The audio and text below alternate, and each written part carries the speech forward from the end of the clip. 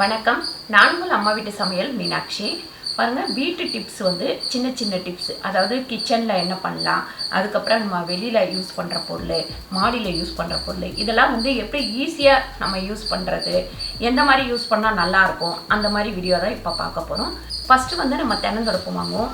அப்படியே இதை பாருங்கள், அப்படியே வாங்கி அப்படியே வச்சுருவோம். நம்ம இதை வந்து எப்படி வச்சா நல்லாயிருக்கும், இந்த குச்செல்லாம் வந்து காக்கா இழுத்துட்டு போவோம், வெளில வைக்கும் போது காக்கா இழுத்துட்டு போவோம், அப்புறம் நம்ம பெருக்கும் போது கீழே விழுந்துடும், அதெல்லாம் ஆகாமல் இருக்கிறது எப்படின்னு சொல்லிட்டு பார்ப்போம்.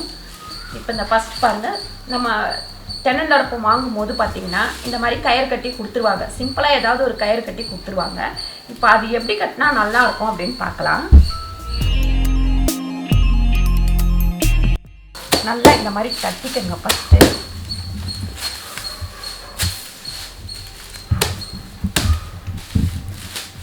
அதுக்கப்புறம் இந்த மாதிரி சன்னல் கயிறு கொஞ்சம் லென்த்தாக இப்படி எடுத்துக்கங்க. முதல்ல இந்த லாஸ்ட்டில் ஒரு முடி போட்டுக்கங்க. ஒரே ஒரு இதுவில் ஒரு முடி போட்டுக்கங்க. நல்லா வந்து டைட்டாக போடணும் இந்த முடியை.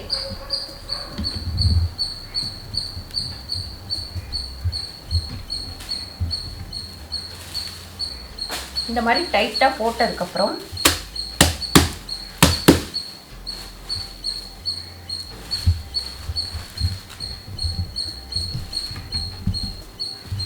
பாருங்கள், இந்த நூல் வந்து இந்த கயிறு வந்து இங்கே வெளியில் இருக்கணும்.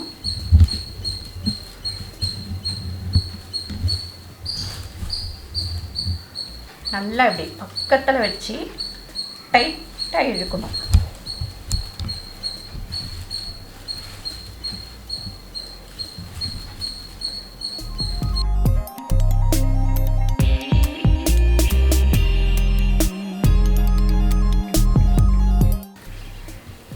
இந்த அளவுக்கு நல்லா வந்து டைட்டாக எடுத்துட்டு இங்கே கட் பண்ணிக்கங்க. அதுக்கப்புறம் இதுக்குள்ளே விட்டு நூலை வந்து கட் பண்ணோம் இல்லைங்களா, ஒரே ஒரு இதுக்குள்ளே விட்டு நல்லா அப்படி இழுக்கணும்.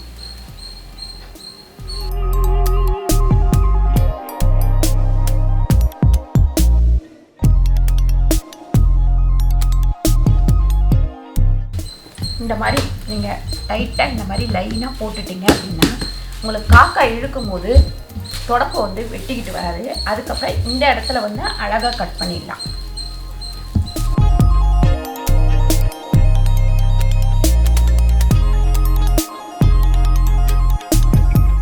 பாருங்கள், இப்போ பார்க்குறதுக்கு எவ்வளோ அழகாக இருக்குது தொடப்பு. நீங்கள் பெருக்கும் போது கூட உங்களுக்கு ஈஸியாக இருக்கும். இந்த மாதிரி பெருக்கும் போது ஈஸியாக இருக்கும். அதுக்கப்புறம் நம்ம வந்து ஒரு பர்த்டேக்கு மற்ற டைம்லாம் வந்து கேக் வாங்குவோம். கேக்கோட கீழே வர அட்டை இது பாருங்க. இந்த மாதிரி நான் எடுத்து வச்சுருக்கேன். இது எதுக்குன்னு பார்த்தீங்கன்னா, நம்ம வந்து இப்போ வந்து சூடாக வந்து இறக்கும் போது இதை எடுத்து இது மேலே வச்சுக்கலாம். இங்கே பாருங்கள், இது ஒரு டிசைனாக இருக்குது. இந்த பக்கமும் வச்சுக்கலாம், அதுக்கப்புறம் இந்த பக்கமும் வச்சுக்கலாம். அதுக்கப்புறம் இன்னும் ஒரு விஷயம் என்னன்னு கேட்டிங்கன்னா, நம்ம சூடாக இறக்குறோம், அதை வந்து இறக்கி இப்படி வைப்போம். வச்சதுக்கப்புறம் பார்த்திங்கன்னா கொஞ்சம் நேரம் கழித்து நம்ம வந்து கிச்சனில் தான் முக்கால்வாசி இந்த மாதிரி சாப்பாடு சமைச்சி எடுத்து வைப்போம். அங்கே பார்த்திங்கன்னா எறும்பு பாருங்கள், நிறைய எறும்பு வரும். இப்படி இதை சுற்றி இப்படி ஒரு கோடு போட்டு வச்சிட்டிங்கன்னா உங்களுக்கு வந்து அந்த எறும்பு வந்து பாத்திரத்தில் ஏறாது. நீங்கள் தரையில் வச்சிங்கன்னா இங்கேருந்து இங்கே போய் அதுக்கப்புறம் அங்கே போயிடும். அதனால் இந்த மாதிரி வச்சிங்கன்னா உங்களுக்கு வராது. பாருங்கள், இது வந்து நம்ம எறும்பு சாக் பீஸு நம்ம வந்து எல்லாத்துக்குமே கற்பாம்பூச்சி இந்த மாதிரி எல்லாத்துக்குமே யூஸ் பண்ணுவோம். அதுக்கப்புறம் பார்த்திங்கன்னா நம்ம வந்து கிச்சனில் எறும்பு இருக்கும், கற்பாம்பூச்சி இருக்கும், அதுக்கப்புறம் பார்த்திங்கன்னா பல்லி உலாட்டம் எல்லாமே இருக்கும். அதுக்கு என்ன பண்ணலான்னு பார்க்கலாம்.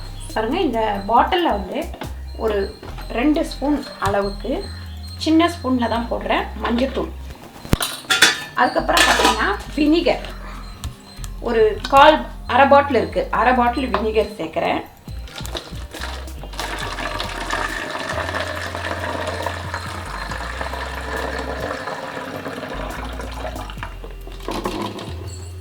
ஒரு பாட்டில் அளவு தண்ணி சேர்த்துக்கலாம். வினிகர், தண்ணி, மஞ்சத்தூள். இது வந்து எதுக்குன்னு பார்த்தீங்கன்னா, நமக்கு எறும்பெல்லாம் வராமல் இருக்கிறதுக்கு. இந்த மாதிரி ஜன்னல் ஓரத்தில் நீங்கள் பாருங்கள் எறும்பு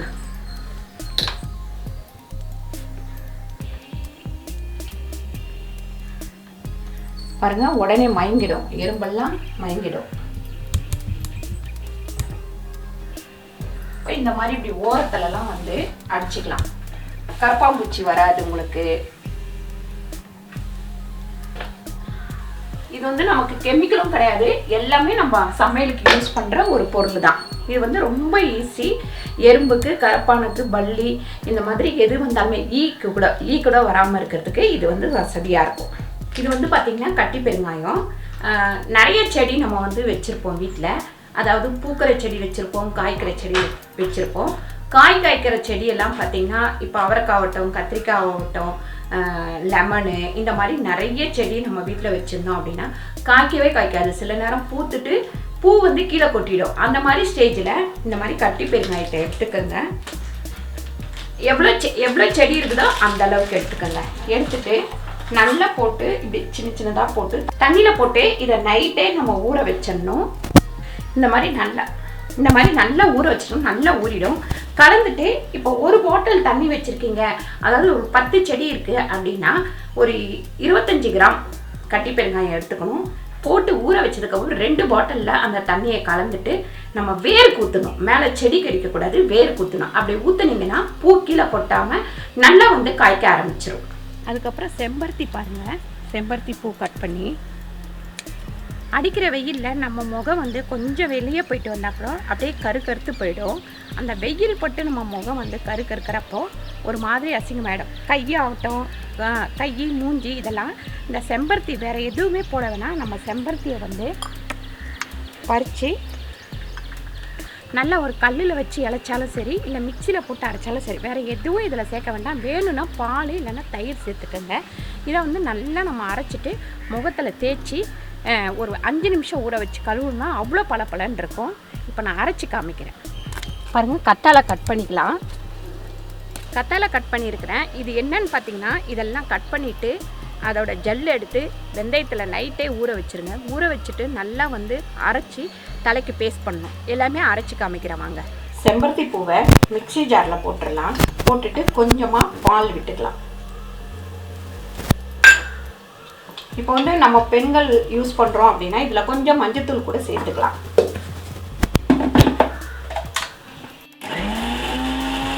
பாருங்கள், நல்லா கை, மூஞ்சி இதெல்லாம் வந்து நீங்கள் தேய்ச்சிங்க அப்படின்னா நல்லா கொஞ்சம் பளபளன்னு ஆகிடும்.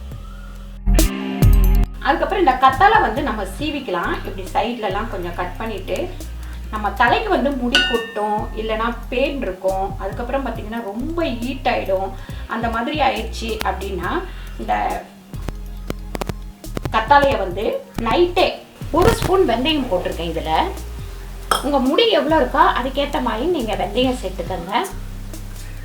இதை நல்லா இதோடு சேர்த்து நல்லா கலந்துருங்க. இந்த மாதிரி கலந்துட்டு கொஞ்சமாக தண்ணி விட்டுருங்க. இதை நைட்டே ஊற வச்சுட்டு காலையில் நல்லா அரைச்சி தலையில் போட்டு தேய்ச்சிங்கன்னா உங்களுக்கு வந்து ஹீட்டு நல்லா குறைஞ்சிரும். உடம்புல உள்ள ஹீட்டு ஃபுல்லாக குறைஞ்சிரும். 2வது முடி கொட்டுறது நின்றும். அதுக்கப்புறம் முடியும் வளரும்.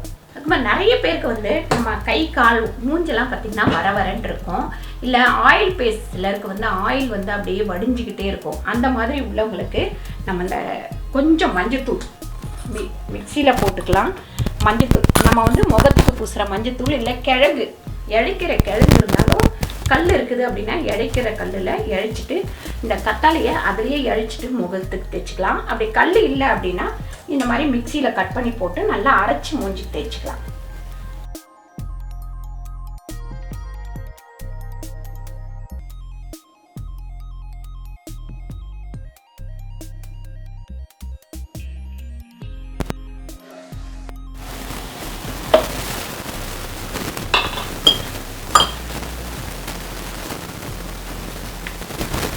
பாருங்க, இது அப்படியே முகத்துக்கு போட்டு தேய்ச்சிங்கன்னா அவ்வளோ ஒரு சூப்பராக இருக்கும். சின்ன சின்ன டிப்ஸ் தான், கண்டிப்பாக இதை ட்ரை பண்ணி பாருங்கள். நிறைய பேரோட தலையில் வந்து பேன் இருக்கும். அப்புறம் பேனு ஈர்வு தொல்லை வந்து நிறைய இருக்கும். அதுக்கு ஒரு சின்ன டிப்ஸு, ரொம்ப வந்து யூஸ்ஃபுல்லான டிப்ஸ் இது. ஒன்றும் இல்லை, வேப்பலை, சின்ன வெங்காயம், அதை வந்து நம்ம அரைச்சிக்க போகிறோம்.